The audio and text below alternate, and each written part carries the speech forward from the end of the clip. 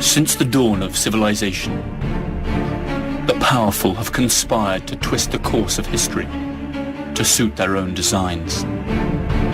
Like puppeteers, a few shadowy figures could still be pulling the strings of destiny for billions. Those who cry conspiracy are usually mocked at, for sometimes the truth is so obvious it goes unnoticed. Are those merely paranoid fantasies cooked up to feed the appetite of paperback readers and web surfers, but which bear no relation to reality? Or are we living out some perfectly executed plan? Wars, revolutions, social movements, terrorist attacks. Everything is given an official explanation. But perhaps nothing is what it seems to be. Let's dare to unveil the incredible world of secret societies. Of all the secret societies we know of, there is one that stands out from the rest due to certain characteristics that make it especially menacing. Its treacherous tenets, the scandal and the paranoia they've unleashed, and more disturbing, the suspicion that since its creation, it has intervened in each and every major world event that has steered the course of history.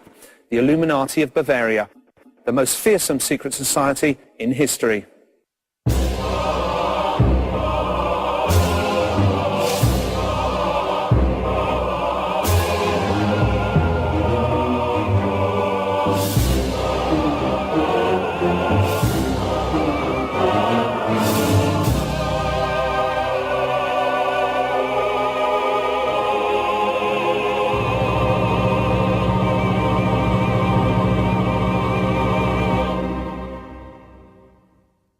More than 200 years ago, here in Germany, in what used to be the independent electorate of Bavaria, a secret society was formed whose objective simply spelled world domination. Its strategy to abolish all religions and governments in order to take control of humanity under a unified state, with no countries, no borders, and under the command of a single leader. Its name, the Illuminati of Bavaria. Perhaps you've never heard of them, or perhaps you have, and are familiar with some of the theories that blame them for all the bad things that have befallen us. Theories that intertwine verifiable facts with delirious conspiracy theories that run the gamut from the United States to aliens, but have a common thread in the founding tenet of the Illuminati, the creation of a new world order. And perhaps, and only perhaps, that great jumble of information and disinformation that today pervades the media is also part of a broader, sinister plan. The Order of the Illuminati was officially prescribed more than 200 years ago. But if we pay close attention to subsequent events, we shall find an alarming succession of coincidences that suggest strongly that they are still among us, and that their power, far from having waned, is still very much in evidence. To find out just how much is fact and how much is fiction, we shall start off by learning what history has to tell us about this mysterious order. Then we shall investigate what has happened since the order's demise. Finally, we shall draw our own conclusions. On May the 1st, 1776, Adam Weishaupt, a young canon law professor at the University of Bavaria, founded the Order of the Perfectibilists, also known as the Illuminati of Bavaria. Though it was influenced by the Illuminist trends of the time, the name of the order was inspired by the Spanish Alumbrados and the French Illuminés, old Gnostic sects that upheld the communion of man and God without the intermediation of the Church. Initially, the stated objectives of the Illuminati seemed entirely harmless and philanthropic. To stimulate a human and sociable vision, support virtue where it may be threatened or oppressed by vice, to promote the progress of merit-worth people and foster the benefit of those deprived of education. Adam Weishaupt. Little is known of Adam Weishaupt, but he was undoubtedly a mysterious man. Even his name has given rise to speculation. Adam Weishaupt, in German, can be broken down into Adam, the first man, Weis, knowledge or wisdom, Haupt, leader. That is to say, the first man that leads the wise, an entirely fitting name to define his role in the order he established and in the sinister plans he propounded. Adam Weishaupt was born in Ingolstadt, Bavaria, in the south of Germany in 1748.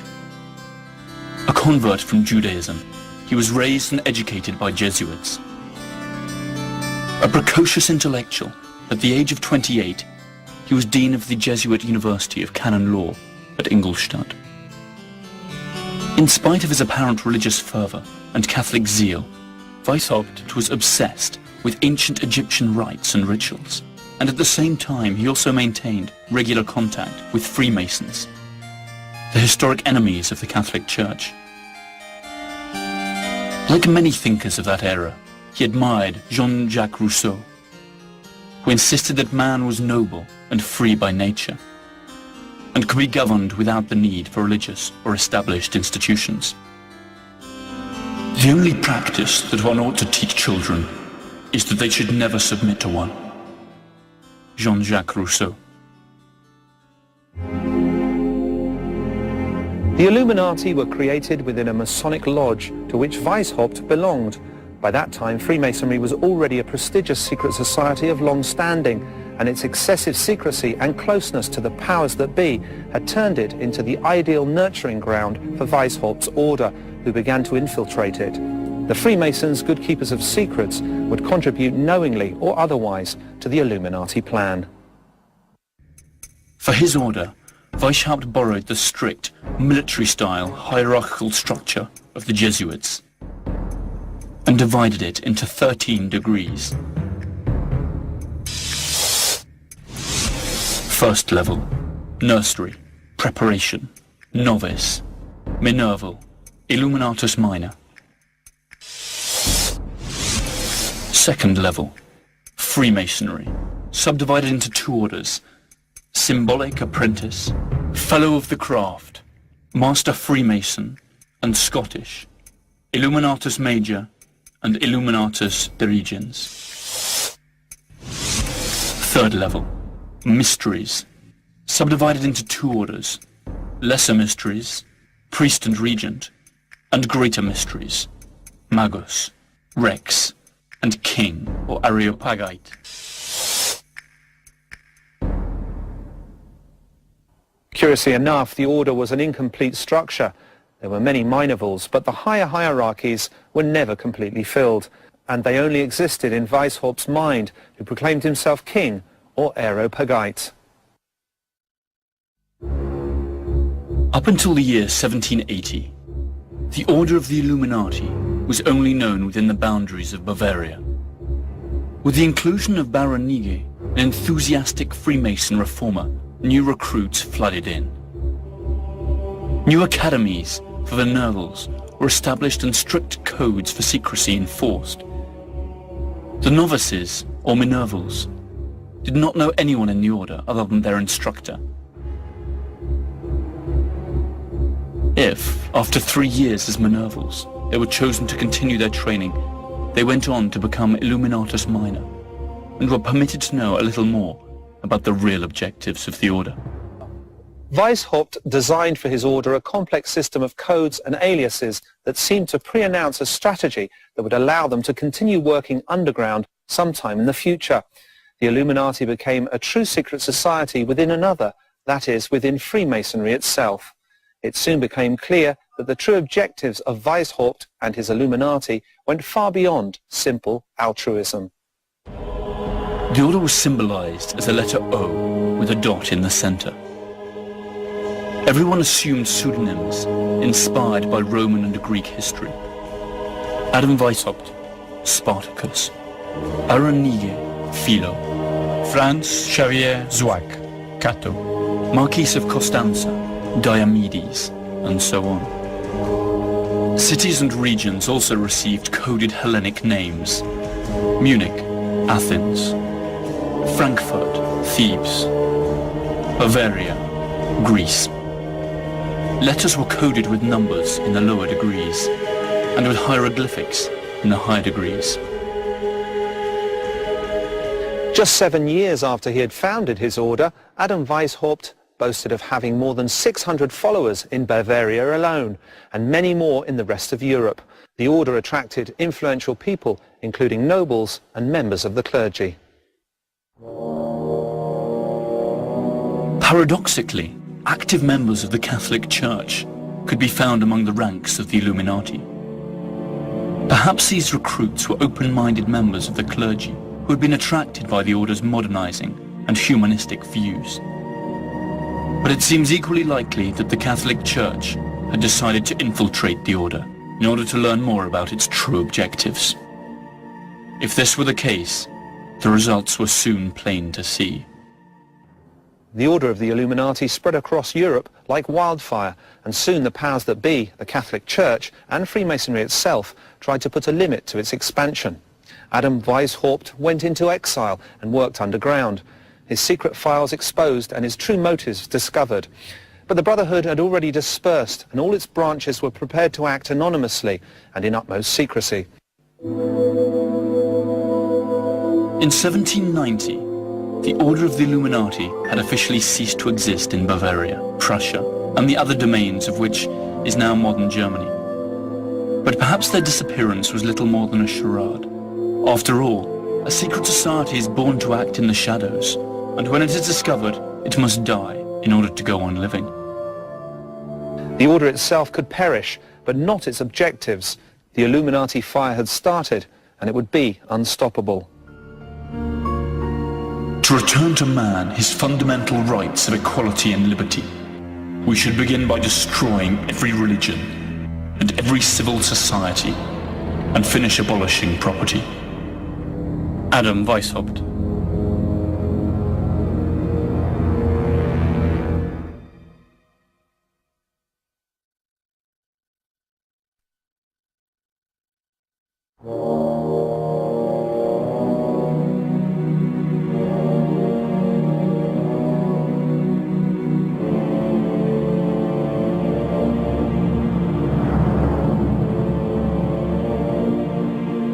The secret society, known as the Order of the Illuminati, rose in the late 18th century. It was not the first secret society, and it would not be the last. But its name would always remain a magnet for conspiracy theorists, who maintain that it is still active among us today. 5 years after the Order of the Illuminati was created, Baron Adolf Knigge joined its ranks. He was the man behind its fast expansion and its attempt to infiltrate all of Freemasonry. Knigge, a bankrupt nobleman, a Freemason, a scholar and an occultist, found that Weishaupt and his Illuminati gave a new sense of purpose to his life. Knigge joined the order and worked for the Illuminati cause with fervor and conviction. In very little time, he was able to infiltrate most of the major Freemasonry lodges, with the exception of the English and Scottish ones, which perhaps due to their conservatism, rejected Knigge's liberal ideas. But barely 4 years after joining the order, Baron Knigge left, accusing Weishaupt of being a tyrant filled with delusions of grandeur, a megalomaniac that had deceived his own followers by claiming that the order had an ancient origin, when in fact it was a new cult tailor-made for his own personal glory. The events that followed would vindicate Knigge's charge. The innocent and charitable order of the Illuminati had deceitful objectives, and now, thanks to Knigge's contribution, it also had the capacity to achieve them. A short time after Knigge's desertion, Bavaria was buzzing with rumors that a certain secret order was aiming to put an end to established order and organized religion, and to create a new world order under a single unified government. This information could only have come from either Knigge himself or from those Jesuit infiltrators who had certainly witnessed strange initiation rites. A great deal has been said about the rituals of secret societies. The Illuminati were no exception. Perhaps the Jesuits who witnessed them decided it was time to act up. As a result of their testimony, the Catholic Church forced the Elector of Bavaria to ban the order. There were 3 rooms. In the last one there was a richly decorated red throne. On the other side there was a table with a red tablecloth, upon which lay the garments of the regent, a white leather cuirass with a red cross and a white cloak with another red cross. The candidate walks across this room dressed like a slave, chains hanging from his hands. And the regents say "Stop! Only free men can enter." And the defenders respond, "He is free. He has fled from his oppressors to join the Brotherhood." The room was red and brightly lit. The provincial was seated on the throne, and the other regents were in the middle room. The first room was black. It was used for the preparation of the novice, and in the center upon a platform there was a human skeleton at whose feet lay a crown and sword. "What do you think of these sad spoils? Was he a nobleman or a peasant?" The correct thing to do was not to answer. The candidate received the explanation. The human condition is the only thing that matters. After that, the candidate took the oath. From a distance, these rituals seem to be rather naive, and Weishaupt's objectives unobtainable, even risible. But if we continue to analyze the historical events that followed, our laughter might turn to a horrible grimace. In 1783, 4 professors of the Marianus Academy were interrogated at a court of law on account of their belonging to the order. All eventually admitted that the Illuminati abjured Christianity, defended sensual pleasures, liberty, equality, and the right to commit suicide. The confession was made public and caused a tremendous uproar. How much had the heretics infiltrated the society? What was the reach of their plans for world domination? Who really were these enemies of church and state? The Elector of Bavaria intended to eradicate this evil as he perceived it, and passed a law prohibiting every kind of secret meeting, a measure that, unfairly or not, affected all of Freemasonry. Finally, by means of another law, he banned the Illuminati altogether. In 1786, the home of Illuminati lawyer von Zwack was raided and various papers and correspondence seized. But it was a freak event that sealed the destiny of the Illuminati, a bizarre accident that would be taken advantage of by the critics of the order and used to deal them a fatal blow. On July the 10th, 1785, a mysterious man rode swiftly under the skies of Bavaria. He was the apostate, Abbot Lanz, a friend and personal envoy of Adam Weishaupt, and an Illuminati.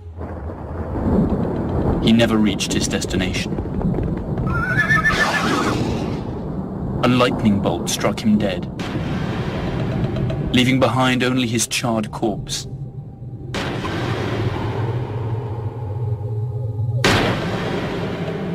Curiously, the papers that he carried were not affected by the fire. When the authorities went through his sack, they found letters and documents that further incriminated the members of the order. Thus Weishaupt could not avoid the disclosure of his true objectives, together with confidential information about his order's most important members. His plans for world domination and the abolition of the state, religion and private property, all penned in his very own handwriting, had come to light. Thus began the Illuminati panic, never to end. The episode of the lightning-struck rider sealed the fate for the Illuminati. Their world seemed to be coming to an end, but the facts that followed showed that in spite of these setbacks, Weishaupt's influence remained in full force and made him practically untouchable. In 1785, Weishaupt was dismissed from his university and expelled from Bavaria. Amazingly, instead of sending him to prison, the authorities offered him a compensation payment of 800 florins per year, which he rejected. Weishaupt went into exile, avowing that the order would return 10 times more powerful. Whether or not he kept his word is still a matter for speculation. Bearing in mind the charges that were levied against them, the lightness of the sentences passed is quite suspicious. Some even had the good fortune to be compensated with ready money. Perhaps the order already had enough political and economic leverage to press on the authorities. The fact is that their enforced exile had an unwanted consequence: the dispersion of the Illuminati to the 4 corners of the globe. Adam Weishaupt found a safe haven in Regensburg, where he published a pamphlet in which he clarified the charitable principles of the order. He then took up residence in Gotha, whose duke was an Illuminatus. The official story says that he abandoned all political activity and made his peace with the Catholic Church. Thereafter to lead a tranquil life, far removed from conspiracies. Such a luxurious and peaceful exile strikes as a suspiciously serene end for the leading conspirator of his time. It is reasonable to suppose that Weishaupt could have kept on working despite his low profile. And even if his retirement had been genuine, the Order of the Illuminati already had a life of its own, as would soon be detected during the one episode that shook Western civilization the most and lay the groundwork for a true new world order: the French Revolution. During its heyday, the Order of the Illuminati had extended its tentacles of influence to France. There it recruited, among others, Frederick the Dietrich, the mayor of Strasbourg, Mirabeau, the politician, and the Duke of Orleans, who recruited followers to the Parisian Freemasonry lodges. The strength of our order lies in its secrecy. It should never appear anywhere under its own name, but always shrouded in another name and another occupation. Adam Weishaupt. The connection between the Illuminati and the Jacobins during the French Revolution of 1789 was denounced by one of the order's most fervent detractors, Abbot Augustin Barruel. Likewise, the Scottish Freemason, author John Robison, devoted a long and verbose chapter of his work to what he regarded as the Illuminati's influence on the revolution. Robison maintained that Weishaupt and the Club of the Illuminati, together with the Club of the Jacobins, controlled the National Assembly, and from Paris ruled all of France. One wonders if the Illuminati acted in good faith, seeking to free the French from royal oppression, or if the revolution was merely a convenient vehicle for its plans for creating a new world order, free from monarchy and religion, but under their control.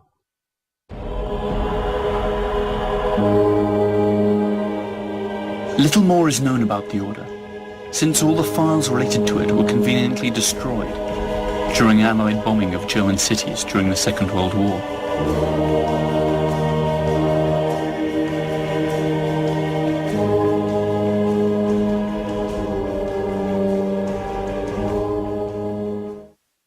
Who were the Illuminati? Heroes fighting for liberty and reason, or demented tyrants who sought to enslave the world? The answer has as many facets as there are ways of interpreting history, and the truth is that time has not helped to solve the enigma. A short time before its apparent disbanding, the Order of the Illuminati had lodges in more than 25 European cities, from Munich to London, including Vienna, Paris, and Naples. Pretty soon its name became associated with other illustrious names, and powerful clans and families that to this day decide the destiny of the world. Here is where the official history ends and the tracks of the Illuminati disappear. Adam Weishaupt died in 1830, apparently removed from any secret activity. But people noticed that the Illuminati plan for world domination coincided suspiciously with many of the events that apparently arose naturally by the will of the people. Princes and nations will disappear without violence from the earth. The human race will become one family, and the world the abode of reasonable men. Adam Weishaupt.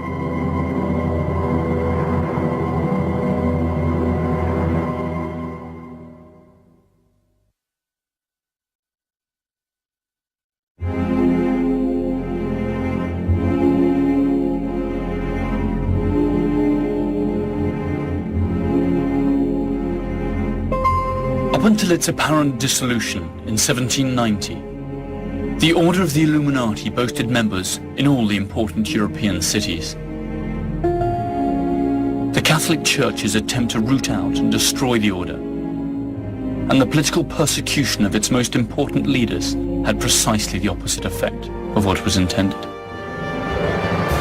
The Illuminati was scattered to the four winds, and in the shadows they moved like fish in water. Even after the apparent dismissal of the order, there were many who doubted that they had really ceased to operate. Their infiltration had been so widespread that every Freemason could now be suspected of being an undercover Illuminati.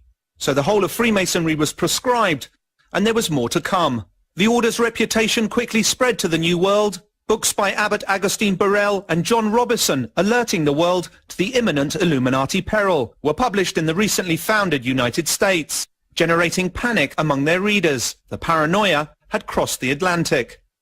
In 1776, the year in which Weishaupt founded his order and began to infiltrate Freemasonry, the United States declared its independence.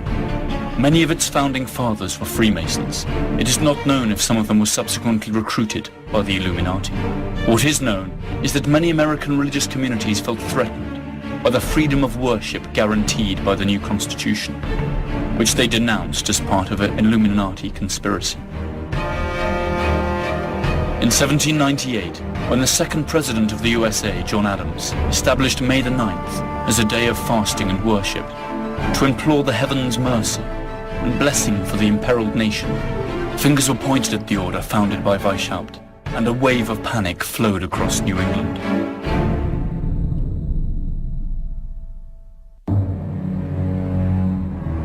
We should strive to do all we possibly can to endeavor the advance of the Illuminati in all important public positions. Adam Weishaupt. In Boston, Reverend Jedediah Morse dedicated his sermons to the Illuminati threat. The media echoed his words, but no firm evidence of Illuminati conspiracy was ever uncovered. An immensely vast, rich and potentially powerful country where the practice of Freemasonry was widespread and accepted was certainly a fertile land in which to sow the Illuminati seed. Up to what point was the Illuminati Panic of New England exclusively based on absurd conspiracy theories promoted by zealous religious leaders? It was none other than Thomas Jefferson who, after reading Abbot Barrowell, came out in defense of Adam Weishaupt. In 1800, Jefferson wrote to his friend Madison, "Adam Weishaupt believes in the indefinite perfectibility of man. He thinks he may in time be rendered so perfect that he will be able to govern himself in every circumstance, so as to injure none, and to do all the good he can, to leave government no occasion to exercise their powers over him, and of course to render political government useless. This, you know, is not far removed from our own ideals." Jefferson's main opponents, the Federalist Party, founded by Alexander Hamilton, proclaimed that Jefferson as well as the Democratic Republican Party were all controlled by the Illuminati. Nothing was ever proven. Jefferson's party is the forerunner of the Democrats and Republican parties that today take turns to govern the USA. The Illuminati paranoia faded out in the 19th century, but almost 100 years later it was reborn, stronger than ever. In the early 20th century, English right-wing writer Nestor Webster stated without offering any proof that since 1786 a lodge of the Order of the Illuminati had become established in Virginia and 14 other American cities. According to her, this had given rise to a hidden theocracy of Jews, Kabbalists, Masons, anarchists, Illuminati, occultists, and heretics. With her ignorance and racism, Nestor Webster contributed to a renewal of interest in the order she manifestly abhorred, and formally introduced anti-Semitism as an important element in conspiracy theorizing. Sadly, no conspiracy theory is worth its salt if it does not include the Jews in it. The writings of Nestor Webster may have stoked the flames, but the fact remains that long before that, and long after, theories of world domination have always included economic power, especially international banking, an activity that is often exclusively and mistakenly attributed to Jews. And the Illuminati conspiracy was no exception. Many authors of of supposedly serious history books uphold the idea that international banking is in the hands of the Illuminati Jews, who for centuries have financed both sides fighting wars in order to create anarchy and chaos, a state of affairs that would, in their view, inevitably lead to a new world order, which the Illuminati would come to control. The bête noire of these conspiracy buffs is the Rothschild clan, immensely powerful and conveniently Jewish. History tells us something different. The only connection between the Rothschild clan and the Illuminati is that the patriarch of the Rothschild clan, Amsel Meyer, had, among many other clients, Prince William of Hesse, who seems to have been one of the first members of the Order of the Illuminati. Though it's true that the Rothschilds, in common with almost all European bankers, financed wars and revolutions, this activity, though morally questionable, does not constitute evidence that they were world conspirators or Illuminati. There is no proven connection between Jews and the Illuminati. However, in the early 20th century, another English writer, Lady Queensborough, proclaimed and denounced the existence of a global conspiracy in which Jews and the Illuminati played a key role. Her books, though poorly researched and devoid of proper evidence, were widely read at the time, a period which we should not forget coincided with the rise of Adolf Hitler and the slaughter of 6 million European Jews, among other victims. In spite of the conspiracy theories that link Judaism, international banking, world domination, and the Illuminati, Weishaupt himself wrote, "Jews, pagans, women, monks, and members of other societies are excluded from the order." The vast majority of Illuminati were Christians by birth. Many of them were drawn from the nobility, and were even clergymen. Women and Jews were only to be accepted in separate lodges and academies. In spite of this, it has frequently been claimed that the protocols of the learned elders of Zion, an anti-Semitic rant drawn up by the Russian Tsar's secret police, is in reality the literal transcription of a discussion of Illuminati Congress, where a group of Jews outlined plans to take over the world. Adolf Hitler used this libel to stoke hatred against the Jews, and even denounced a Jewish Masonic conspiracy. The curious thing is that many of the very same authors and conspiracy hunters who attack Jews and Freemasons do not hesitate to accuse Hitler himself as a covert Illuminatus, together with Stalin and Marx, and finally end up putting in the same bag Marxists, Bolsheviks, bankers, Jews and Nazis, a decidedly unlikely mix. Jews have not been the only ones to be singled out. The Illuminati have also been linked to a larger or lesser degree with whatever bogeyman persecution mania the human mind can concoct. Terrorists, demons, even extraterrestrials. And it is here where information blurs into disinformation. In 1976, a writer named Des Griffin tried to revive the belief that the origin of the Illuminati is the rebellion of the Lord's angels and the expulsion of Lucifer. The name Lucifer means him who brings light, just as the word Illuminati means the illuminated. A thesis that not even Weishaupt himself could have dreamt up.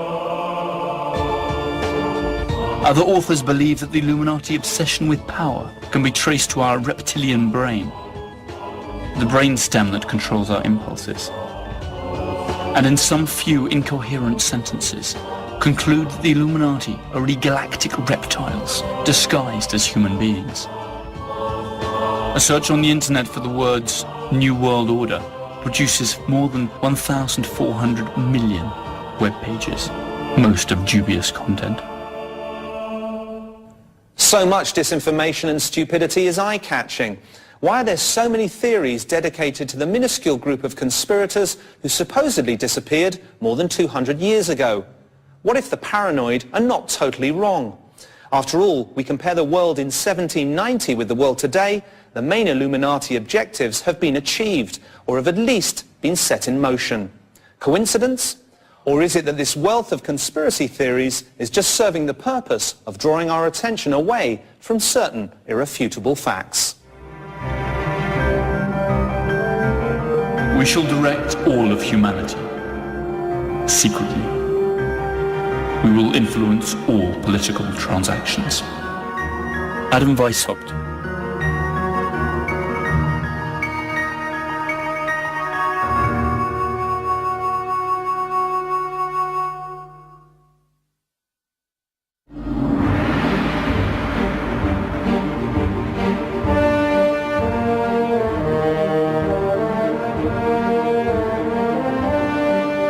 Since its dissolution in 1790, up until the present day, the Order of the Illuminati has been the prey of choice for a legion of conspiracy hunters. Most of the accusations are downright hilarious. Satanic cults, scientific experiments in parallel dimensions, contacts with aliens, and all of the above simultaneously. So much disinformation helps conceal certain historical facts that chime perfectly well with the original Illuminati plan to generate a new world order under their control. The saying goes that the best way to hide a secret is to shout it in the marketplace. In the case of the Illuminati, the saying holds true, because if we analyze carefully some of the major world events of the last 200 years, we will see that the ideals of Adam Weishaupt and the Illuminati of Bavaria seem to have borne fruit. Let's start with their first postulate to put an end to established government. Since the creation of the Order of the Illuminati, the European monarchies have indeed lost all real power. Most modern countries are now constitutional democracies. And those which still have royal families use them as mere ornaments of power or as tourist attractions. The Bolshevik Revolution not only put an end to the Russian monarchy, it also abolished private property, another of the Illuminati ideals. The resultant Soviet Union also complied with another Illuminati objective, soon implemented by every Western nation, to establish full, equal rights for men and women. Let us speak now of the second postulate, unification under a single world government. Since its creation in 1945, conspiracy mongers have considered the United Nations and its predecessor, the League of Nations, the Illuminati dream come true. A supranational agency capable of passing resolutions with which sovereign states must comply or else face the consequences. The most terrifying aspects of these theories is that in order for the UN to be created,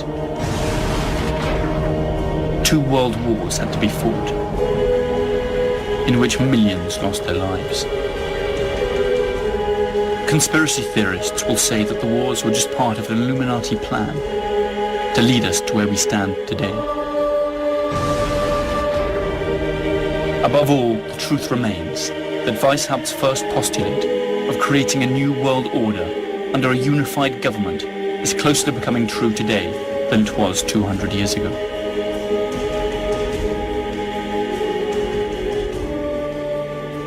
And what about the third objective of the order? To put an end to religion. When Weishaupt spoke of religion, he spoke of the established religion in Europe, Christianity. So what of Christianity today? Thanks to the secret activities of the Order, or else the growing influence of humanistic and rationalistic doctrines, since the creation of the Illuminati, the Catholic Church has been steadily losing its influence. Science and reason have encroached on the territory that was once ruled by faith, and today religion occupies a limited space in our lives compared to what it had 200 years ago. A space that is continually contracting thanks to ephemeral but more contemporary styles of worship that attack the central tenets of Catholicism. Abortion, euthanasia and divorce, only the most visible symptoms of a structural weakening of the once almighty Church of Rome. And finally, a new world order. Isn't this precisely what globalization proposes? Globalization itself seems like an Illuminati dream come true. Free flow of capital, free flow of information. The sensation that each time we are more in control of our own decisions. But all of it, capital, information, servers, internet, is in actual fact manipulated by a single world power. Are we living in a world designed by Adam Weishaupt? The next logical question is, who is the leader of the Order of the Illuminati today? Who are Weishaupt's successors, if indeed they exist? Many groups have claimed to be the heirs of the Order of the Illuminati of Bavaria. Usually these are sects or small groups that few people take seriously and do not pose any threat. That is why conspiracy mongers aim in another direction. The United States.